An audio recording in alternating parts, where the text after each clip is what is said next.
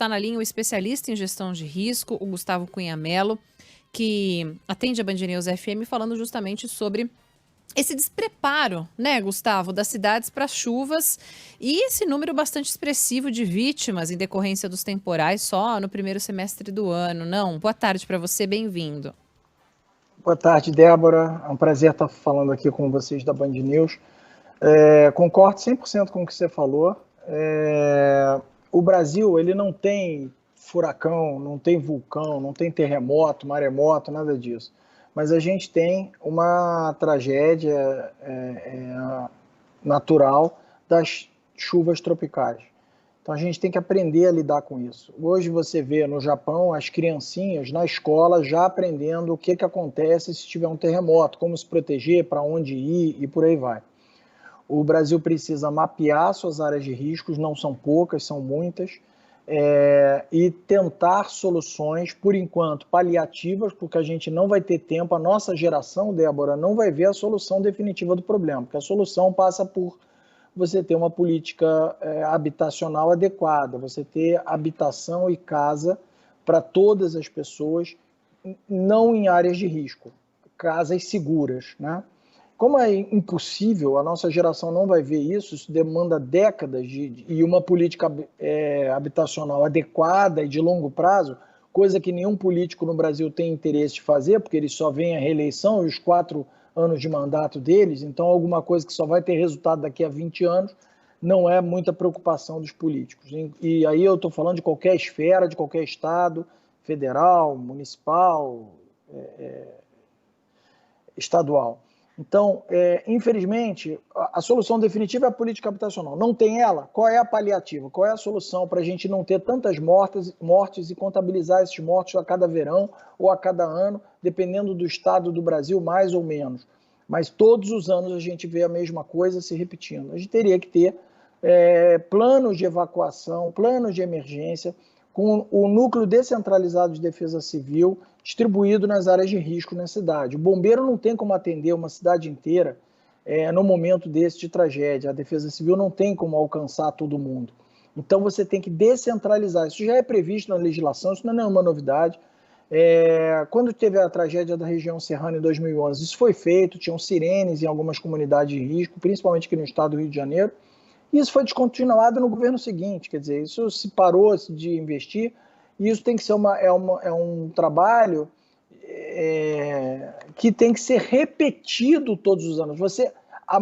O mapeamento da área de risco tem que ser revisitado, porque as favelas, as comunidades, elas crescem horizontalmente, elas crescem verticalmente. A gente precisa mapear isso, mapear a densidade das pessoas. O plano de emergência tem pessoas que se mudaram, que não estão mais lá, então que participavam de eventuais brigadas, né, para solucionar o problema. E essas pessoas se mudaram ou requerem um novo treinamento. Equipamento também para essas pessoas utilizarem. E por último, os radares. A gente tem radares meteorológicos capazes de dizer com 90% de probabilidade de acerto se vai chover quantos milímetros, ou acima de tal milímetro, não precisa acertar os milímetros, acima de 100 milímetros é muita chuva já. Então eu tenho que startar um plano de emergência. Então, mas os radares com Doppler, hoje em dia, segundo o manual dos fabricantes, eles dão probabilidade de 90% de chance de chuva numa determinada região. Então, isso é sabido pela Defesa Civil. Eles têm como mobilizar equipes, eles têm como avisar as comunidades, eles têm como dizer, olha, estamos em alerta, o plano de emergência pode ser acionado. Quando você chega no dia da chuva, a probabilidade que era 90% de acerto chega a quase 100% de acerto.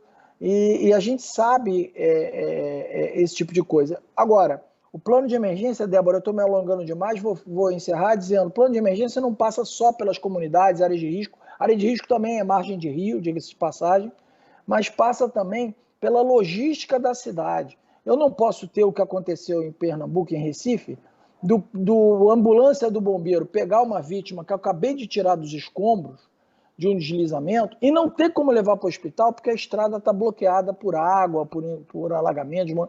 Esse tipo de coisa não pode acontecer. Então eu tenho que ter o plano B, eu tenho que ter o helicóptero, eu tenho que ter quais são as vias principais de acesso aos hospitais. E como é que eu vou desobstruir essas vias, seja com tratores, com máquinas, com carros do Exército, com apoio do Exército, com apoio de outro órgão? Então, é possível fazer isso com planejamento, com logística, com estudo antecipado. E todas as cidades brasileiras precisariam ter isso. Débora.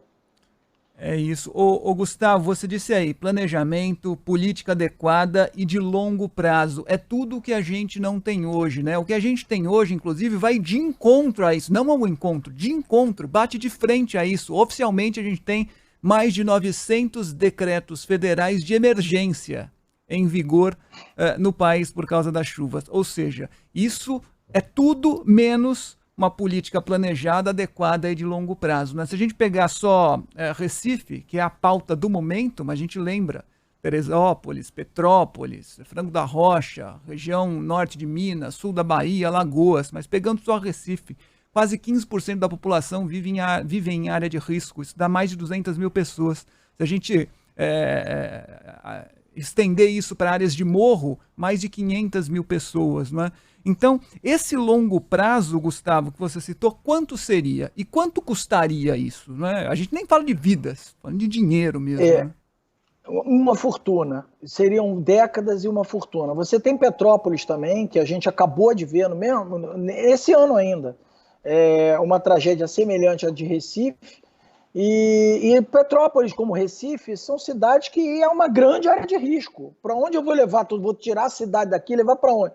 Então, a solução são muros de arrimo, muros de contenção, drenagem dessas encostas adequadas. É importante tirar a água dessas encostas, que quando tiver uma chuva muito forte, que tenha uma drenagem suficiente. É importante ter fundação de determinadas edificações até a rocha, quando é possível, em determinadas montanhas. Você tem uma camada fina de terra e você tem uma rocha lá no subsolo. Se você conseguir escavar e perfurar até fazer a fundação na rocha, você está protegendo essa edificação.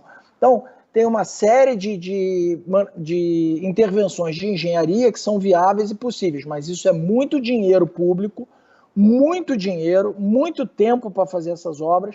Enquanto elas não acontecem, a única solução são esses trabalhos paliativos de você preparar a região da área de risco com núcleos de defesa civil. Como você tem numa empresa, por exemplo, uma indústria, que se pegar fogo, tem lá a brigada de incêndio, que começa o combate, uma parte dela começa o combate, outra parte começa a evacuação das pessoas para proteger do incêndio, até que chegue o bombeiro, enquanto vão avisando o bombeiro, enquanto o bombeiro não chega, essa brigada atua. A mesma coisa, eu preciso de uma brigada para combater, tratar da evacuação em um momento de crise, de chuva muito forte. Essa é a solução paliativa.